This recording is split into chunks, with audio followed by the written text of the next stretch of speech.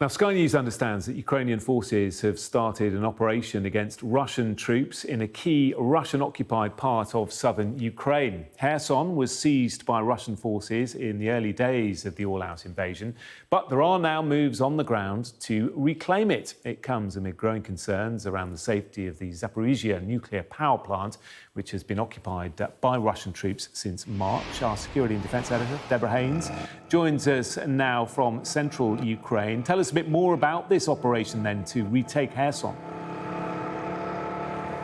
Well, there's been a lot of movement on the Ukrainian side in recent weeks, counter-offensives, launching attacks against key supply routes for the Russian forces in that southern region of Kherson, including hitting railway bridges, road bridges, and also ammunition supplies.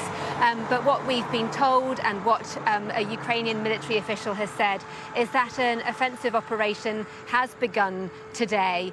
It's not clear if this is the all-out counter-offensive that people had been expecting could come.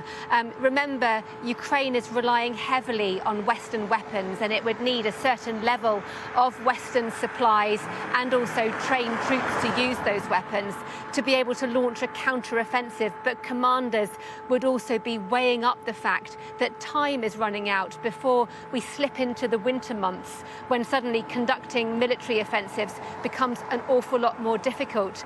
To give you a sense of the mood tonight amongst Ukrainian officials, one of the president's advisors took to Twitter earlier, saying that the only possible options for negotiations with Russia is being conducted by a special Ukrainian delegation in the southern and other directions of the front line. And he quoted, "Negotiations are going well. We expect new compromises in the form of gestures of goodwill."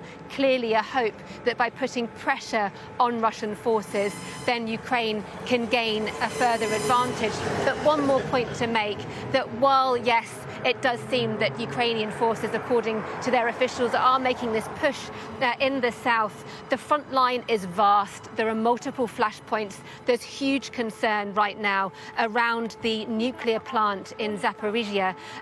It's under Russian control. There have been clashes around there, intensifying in recent days, and a team from the UN's nuclear watchdog, the IAEA, is coming to Ukraine this week specifically to visit the plant because of safety concerns if one of those attacks were to hit a reactor and trigger a nuclear disaster. That would just add a new and more horrific dimension to an already bloody war.